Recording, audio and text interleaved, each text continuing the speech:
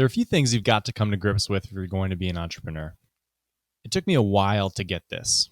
You're probably not going to be anywhere near as smart, talented, driven, connected, or mentally tough as most successful entrepreneurs. I am certainly not.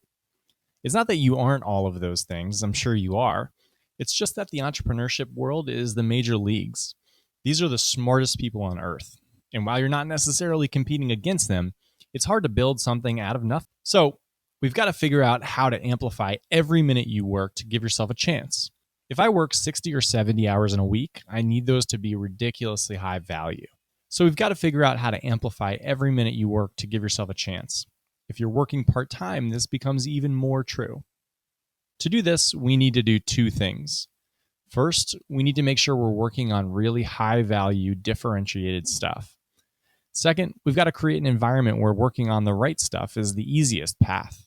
The first few episodes of this podcast were about idea and customer. They're critical. If you're new, welcome. Go check those out first.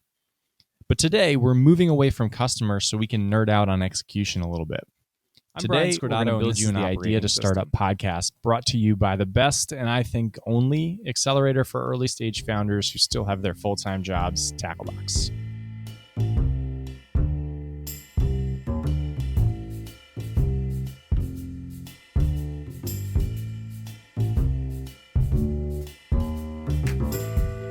I got to college for my freshman year a few days early. I'd been recruited to play basketball, and I was told that we'd have some informal workouts before school's in session. The senior captain met me in my room while my parents and I were unpacking and said to hurry up because pickup started in an hour. Fresh off the emotion of saying goodbye to my parents, I rolled into that first unofficial/official practice, my new coach peering down from his office. I got my ass kicked. Everyone was bigger, stronger, faster, and more physical than me. I'll never forget one of the first plays, running alongside somebody with the ball on a breakaway, getting ready to try and block their shot like I had hundreds of times in high school, only to look up as he dunked all over my head. Afterwards, I called my uncle. I couldn't bring myself to call my parents. I was too upset. I told him I wasn't good enough and I'd probably get cut. I had to hold back the tears. I loved basketball so much and it was about to be taken from me. He reassured me it was fine, just to do my best, and if I got cut, I got cut. I didn't end up getting cut, but I quickly realized that what had worked for me in high school was not going to fly in college.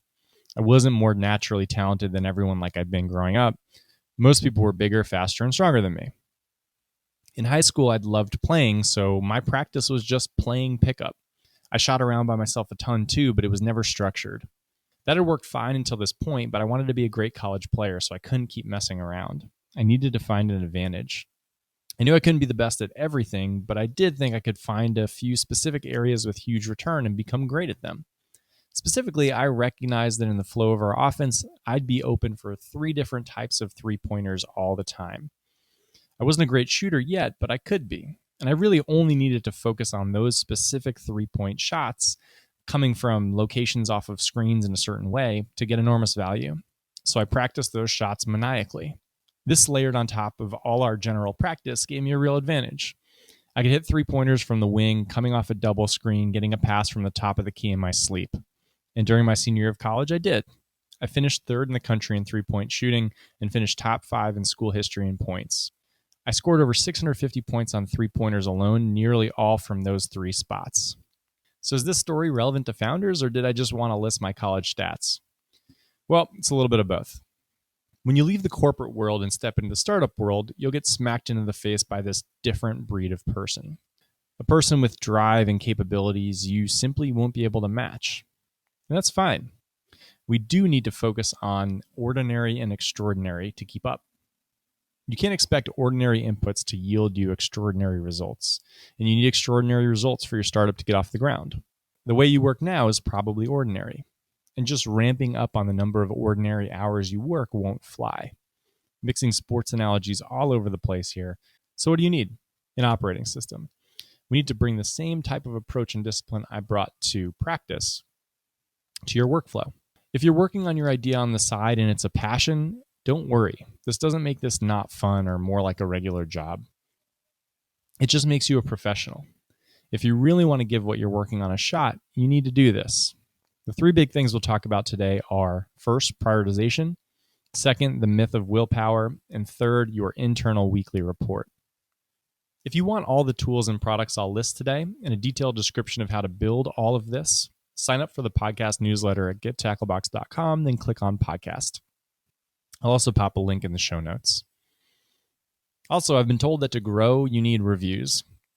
I saw that some podcasts offer $10 Starbucks cards if people submit a positive review. I checked those shows and all the reviews just say something like Starbucks in all caps. This seems endlessly lame, so I'm not going to do that. But if you like the show, feel free to leave a review.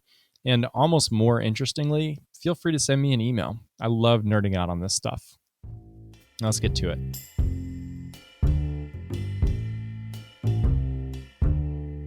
You've got an idea and you're excited about it. You block off your entire weekend to work on it. Start giving this thing a shot. You sit down, you've got a big cup of coffee, and you open your laptop. Then what? What do? You think for a second more, then you open your email. Maybe there's something to respond to. This happens because most corporate jobs are reactive. The way most people work is they open up their email in the morning, they see what's most urgent and important in the moment, and then they do it. Then they're in and out of email the rest of the day. Everything's reactive. This is first order thinking. There's a task you need to do. You'll get credit when you do it, and you do it. The feedback loop is short and satisfying, and the work is shallow. It's hard to break this habit of reactive work. It's easy and mindless. Reactive work is crippling for startups. To combat this, you need to start categorizing every bit of work you do in terms of stones and sand. I visualize each week as an empty glass tube. We'll fill that tube with work throughout the week. There are two types of work that'll fill it, stones and sand. Stones are bigger. They take up a ton of room in the tube because they take big chunks of uninterrupted time to work on. I usually block off 3 or 4 hours at a time for this type of uninterrupted work. Stones have positive second-order consequences. They're proactive and thoughtful. They push you to find your unique differentiated value and then invest in it. This stuff often feels painful in the moment. You've got emails to answer, but instead you're spending 3 or 4 hours thinking about stuff 8 months down the road. It always feels like the wrong decision in the moment, but it's always the right decision. Success in the startup world is a lagging indicator. Because this work has such long, uncertain, unsatisfying feedback loops, ordinary people don't do it. It's against our nature. The seemingly urgent stuff always seems to elbow out the deeper work. The rest of the work you've got is sand. It fills the cracks. If you prioritize sand, you'll fill up that tube and then you won't have any room for your stones. If you start with the stones, you'll get the most important stuff done first and the sand fills in the cracks. I've mentioned it 1,000 times, but I'm an essentialist. 99% of what people do doesn't matter because everyone does it. Everyone answers emails, everyone schedules things, everyone responds to things, everyone checks LinkedIn. There's no delta here. It can't be a top priority. No one ever separated themselves by responding quickly to emails. So, what's a week of sand and stones look like? Let's look at my week this week. For me, my stones are writing, recording, producing, and sharing this podcast. My business is based on terrific early stage founders applying to my accelerator program. Podcasts have nothing to do with this. But podcasts can do 2 things for me long term. First, I love telling stories and I'm good at it, and I love helping founders. This is differentiated. This is unique. I've learned a ton the past 5 years running Tacklebox, and this is a great forum to get all that specific knowledge about the first 6 months of a startup out. Stones are usually perfect for building on and leveraging specific knowledge. Second, maybe a year or 2 from now, this podcast becomes popular. Maybe I get more customers, and then I get more flexibility around the types of products I can offer. Somewhere down the road, I am going to thank myself for consistently putting out this podcast and prioritizing it over things like answering email. The last cool thing is the podcast allows me to talk to tremendous founders. I've got an excuse to speak with the founder of the Wirecutter or Brooklinen or whoever else I spoke with this week. That's awesome, and I'm learning a ton. The second type of stone work I have this week is proactive outreach. I'm trying to learn how to be a great podcaster, so I'm going through and reaching out to the top 100 business podcasts in the iTunes store. I'd love to speak with every single person, so I'm crafting cold emails, I'm writing them, I'm thoughtfully responding. I also want to speak with NPR, Gimlet, and anyone else producing quality content. Again, no immediate value, but I'm network building. I'm getting famous to the family. If I ever want to sell this thing to, say, Gimlet, I'm not just going to show up on their doorstep, knock on their door, and say, hey, want it? It's got to be after 18 months of them watching us move up and to the right. Relationships are built on lines, not dots. And these stones are a great opportunity to start creating the dots that make the line that show how well you're doing. Stones are best for things that'll separate you. It's usually one of 4 things: strategic thinking and tests, deep customer interactions, network building, or team building. For me, the sand is everything else. It's responding to emails from our founders and alumni. It's wrapping up a recent cohort. It's responding to inbound requests. It's organizing meetings and interviews with potential founders. It's reading and responding to applications. It's all stuff that's important, but isn't really all that predicated on me. It's the 99% stuff. Anyone can do it once we've established the playbook. The goal is to start identifying all of the sand tasks and either automating it or delegating it. I'm learning that everything comes with a sacrifice. Stones force you to endure this short-term pain. There's a chance one of our alumni gets pissed if I take 6 days to answer an email that took me 5 minutes to reply to. Sorry, Ronan, that happened today. And I get it.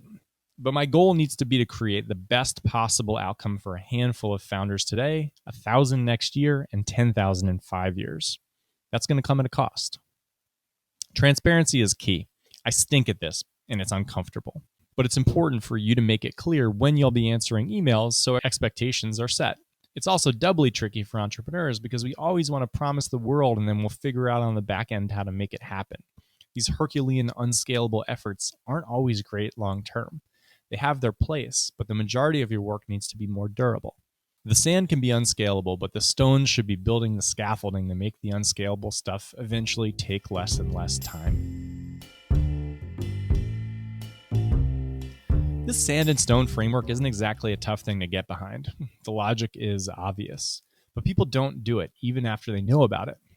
They tell me things like, well, I can't afford to take the time to be strategic now. I'll do it once whatever happens. Then whatever it is happens or doesn't, and they keep on doing what they've always done. There's never going to be all green lights. There's always going to be a sacrifice needed. The key is understanding why human nature is holding you back. People always overestimate the downside and underestimate the upside. There's a girl you've had a crush on for years, but you've never asked her out. The downside, she says no. It's sort of awkward for a few minutes. The upside, she says yes. You date, you get married to your soulmate, and you live happily ever after. But you better not risk those few awkward minutes, so we're going to keep on not talking to her. An important part of your operating system is understanding that you've got no willpower, and you can't do this stuff on your own. You need to design a system. I start with a calendar. It's possible that you don't control your calendar, and that's fine. We want to do the best we can here. So what I say is sit down on Sunday evening and check in on the upcoming week. First thing you want to do is figure out where you can schedule in these 3 to 4 hour long stone blocks. My goal is to have 60% or more of my work to be the stone work. I have 8 a.m. to 12 p.m. blocked off every day except for Wednesday for just that. I'll also try and squeeze in a few more stones here or there, usually in 3-hour blocks, but sometimes those don't happen. On Sunday, I choose what I'll work on. This is the stuff that differentiates you. The unique test that you're running to find the 1% of things that will really matter to your customers. The crazy stuff you're allowed to explore because it might end up being the secret. The books you need to read to get unique perspectives. Anything longer-term focus is fair game. There's one more slot I hold dear. Friday from 3 to 6 p.m. I leave my phone at home, I grab a notebook, and I think about things in a coffee shop. This is incredibly productive, even though it always seems like I should be staying home and answering emails or doing something else. I'm always happy I did it at the end. Now on to the slightly wackier stuff. I pause my email every day until noon. I then check it from 12 to 12:45, answering the most important stuff, and then I have a hard stop. I won't check it again until 3, again with a hard stop at 3:30, and then again from 6 to 6:30. I use a tool called Inbox Pause the rest of the time. All of my emails will flow in at noon, 3, and 6. The big question is, what if an urgent email comes in at 11? First, it's very rare that there actually are urgent emails. And second, Inbox Pause allows you to pick people who can email you during these times. I'll get an alert. So when I have a meeting with people that day, they'll be on a list, and any email that they send me that's related to scheduling, I'll see. Also, my virtual assistant, Anna Shree, checks my inbox a few times throughout the day to make sure I'm not missing anything urgent. Basically, there's never been anything that I've missed. If you've got a full-time job and are trying to validate your idea on the side, I'd definitely follow this framework. If you've got 13 hours a week to work on stuff, you need to make sure that 10 of those are for stones. A big disclaimer here. Working for 3 to 4 hours at a time will be hard at first. Your brain's been turned into a mashed potato by your current work habits. It's okay, it's not you, it's everyone. But here's how to handle it. Just start with an hour. See if you can do it. What I do is whenever I get distracted or have an urge to check email, I'll open up the Notes app and I'll just write down what time it is and what I wanted to do. If I take a look at my Notes app for the time that I was drafting this podcast, I've got 8:22, I felt like checking the phone. 8:30, I felt like checking email. 8:52, I felt like checking email. 10:24, I need to research the best gin for a martini, then I need to buy gin, vermouth, and olives. I don't know what that was about. Then I have a list of other things I need to do. So I need to email my mom, I need to send an email to people who came to the Tacklebox event, and so forth. This notepad's a lifesaver for me. It allows me to offload thoughts without needing to check something like email. There are a few other tricks I have because, again, my willpower is awful. For these big blocks of time, I really need no distractions. I use a tool called Freedom. It blocks the internet for as long as you'd like it to, and you can schedule it in advance. So Freedom blocks the internet during my stone time. I can't do anything. I can't go to LinkedIn or Twitter. I can't check email, nothing. I don't have the password to Freedom. Anna Shree keeps it, so I've really got no way of cheating. The only thing I can do on my laptop is work. The internet then automatically gets turned back on, but things like social media are always blocked. These sites bring very little value at enormous cost. I do schedule 30 minutes here and there throughout the week to check things like Twitter or LinkedIn and see what I missed. I usually make it through about 10-15 minutes before I realize I didn't actually miss anything, and then I get back to whatever I was doing. I noticed that news was crushing me for a while, so I got rid of that too. All my news sites are always blocked. I get a physical paper on Sunday and I get The Economist. That's really all I need. I realize some people can't do this and maybe I shouldn't, but I've got specific goals and nothing news related pushes me towards any of them. One of my favorite techniques is to make one decision that makes thousands of decisions. I block the news so I never need to make the decision of, should I check the news? My email is blocked until noon, so should I check email isn't ever a question I ask. This saves an enormous amount of decision fatigue. This is a lot of my current operating system. I'm constantly tweaking it, and it creates mountains of time for me. It allows me to run cohorts, build a podcast, and redo the website all at once. I'm always looking for opportunities to build on it. Anything I do that's fleeting can potentially be systematized or delegated. Do I follow it perfectly all the time? Of course not. I spent an entire Wednesday 2 weeks ago frantically trying to catch up on Game of Thrones. Do I break and check email when I'm not supposed to sometimes? Sure. But this system gets better and easier with practice. Absolute worst case, my system ensures I'm constantly being thoughtful about actions that will have second-order positive consequences for my company. This consistent practice cannot be a bad thing. Best case, build a system that operates on its own and keeps you on track. This requires less and less cognitive overhead to do the difficult, creative, differentiated work that'll give your idea a chance. The last piece of your operating system is tracking. I mentioned earlier how strong our need to get rapid, reinforcing feedback is. That's the feedback that comes from answering to and firing off emails all day. It's a little endorphin rush. You need to figure out a way to recreate this. So there are some short-term wins that are driving you towards those longer-term gains, the longer feedback loops from your stones.